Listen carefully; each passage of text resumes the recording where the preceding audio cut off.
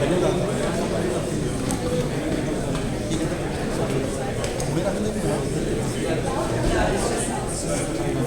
everybody, my name is Sarvan. I'm here to present my capstone presentation.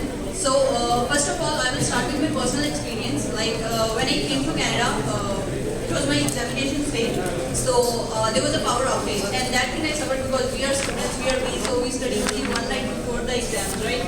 So because of the outage, I messed with my exam. So that was totally that was not new for me because we came from a developing country, so that was pretty usual there. But now when I suffered this thing in Canada, so that got us thinking like there are many different countries, you can say developing countries, those suffer from this day after day. Every day they suffer through this kind of problems. So one thing I would like to say,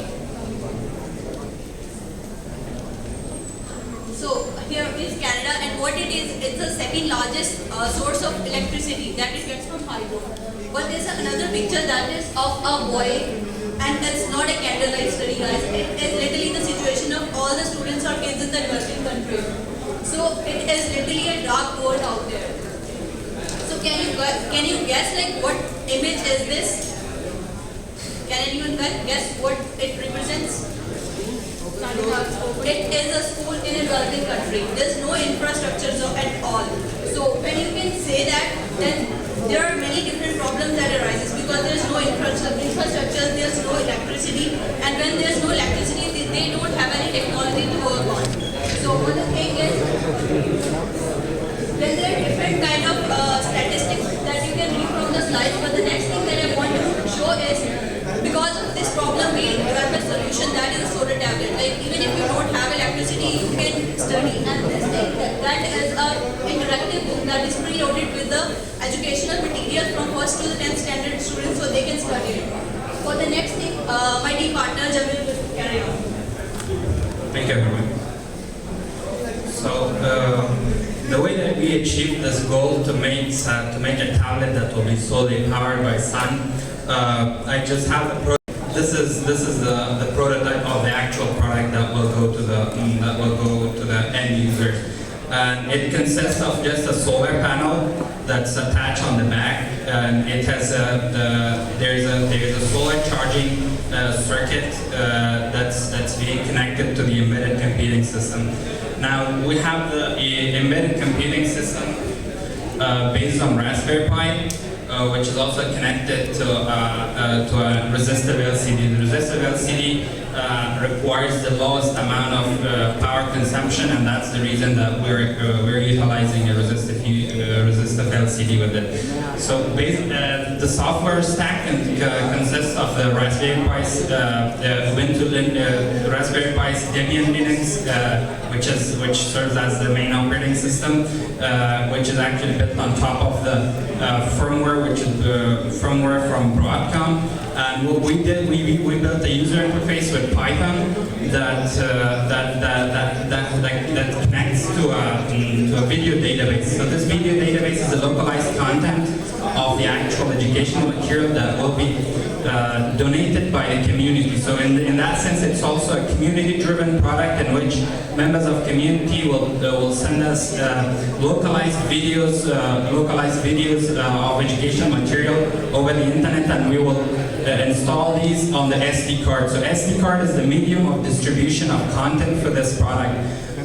This is now, there's a small community that's forming right now in Afghanistan, and they will provide all videos in Farsi that will go into the SD card and will be distributed all across the country in places that they don't have access to schools, like in very severe condition situations. And for the wrap up, I'll ask my teammate Gabri to continue. Thanks. Thank you so much, Emil.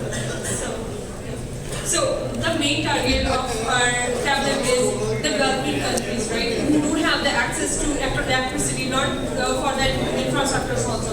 So the main target is those students who don't have access to the school, who don't have access to even they can't go to school because of some circumstances, right? So Yeah, so our main purpose of building it is to provide them a good and cheap thing on a best place, so they can learn from this. It can be a personal assistant to them, and they can upload all the things from that. And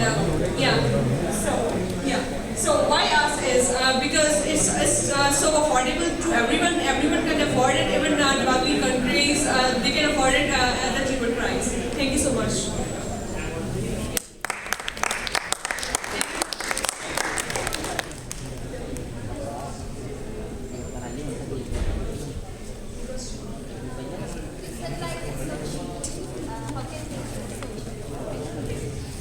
So the way that we made it cheap, this is the innovative part of this, because an alternative of this solution does not exist in the market actually. And the reason is we're using Raspberry Pi Zero, which is a $5 computer that's just come out. But if we, in our bulk production, we're using an open source solution which is based on BeagleBone, because the Raspberry Pi is not, it's a closed source circuitry, but we can maintain the same price with BeagleBone, which is an open source and can be reproduced as many times as this. So to answer the question, yeah, the reason is the Raspberry Pi $5 computer, and that reduces the price a lot. Why are you using a capacitor? Why are you not using a capacitor screen then? You use a resistor, right?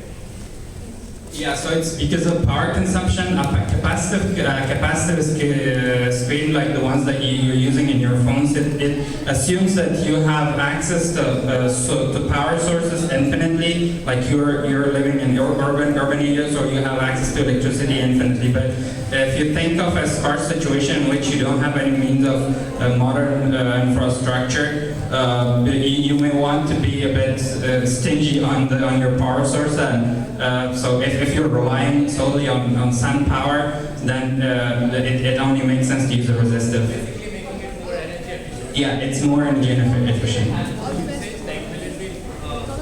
It has drawbacks compared to the capacitive, but as the goal is that to deliver video content with voice to the students. So as long as they can at least minimum benefit from something, it still means a lot.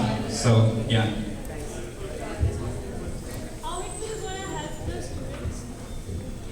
As we have some softwares already installed in it, they are giving like basic education for all the students, even in the developing countries, like even at the places where they don't have any teaching assistant at all, they can study from scratch. So we have already pre-installed some softwares for that. Yep. 3 questions. What's the capacity of the battery?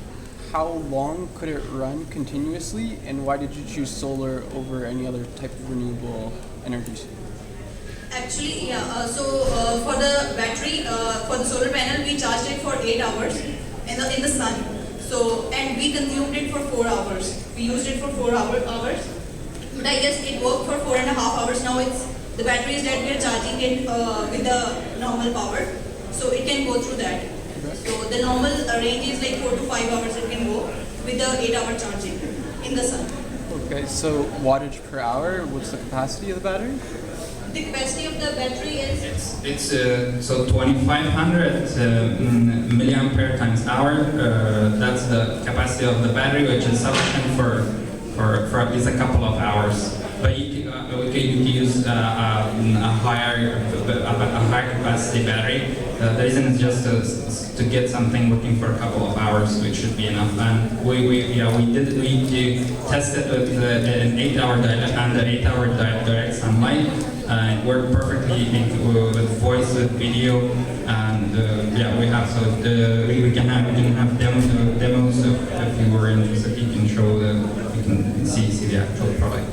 And about the question that why we chose solar over any other alternative source of energy is because, as I mentioned, so this product is mainly targeted toward developing countries in which infrastructure is either not available or in poor conditions. So the picture that you saw in the presentation, for example, that represents a school, and that in that kind of a school, let alone infrastructure, you don't even have access to teachers.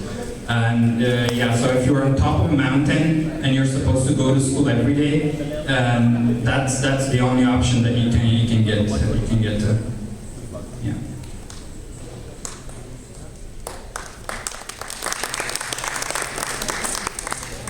Yeah. Thanks a lot.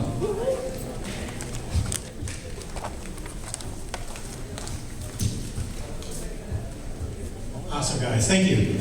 We have the next group coming up now, which is wireless messaging system, which is Kamaljeet Singh, Advinder Singh, and Kirpal.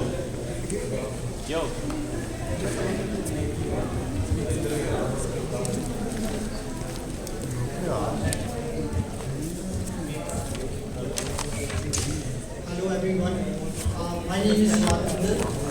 Today we are gathered here to present our final presentation for the Capstone project. And here are my team members, Kamal, Kamal. So now I want to talk about the project. Our project name is Wireless Messaging System. As the name suggests, it is a kind of a communication without any medium. Our project is based on RF technology. We made this project to solve a problem that we all face in our college. Suppose whenever you have to go to the professor's room, there you have to knock many times, like it is specified on the board. Like you have to knock for one time, two times, or it can be like 5 times. So it is a bit confusing. So we are going to replace that old knocking system with technically equipped project. For this we have installed various push buttons on the transmitter, and this transmitter is going to be installed on the out of door. So next time you just need to push the push button and an LED will blow up on the table of professor, and you can easily reach to the professor, and professor will be able to know that there is someone on the door to receive. Now I want to talk about the basic components of our project. We have just used a simple microcontroller named STM32F3. We all have worked on this microcontroller, and along with microcontroller, we have used an RF module. This module is actually working on RF technology.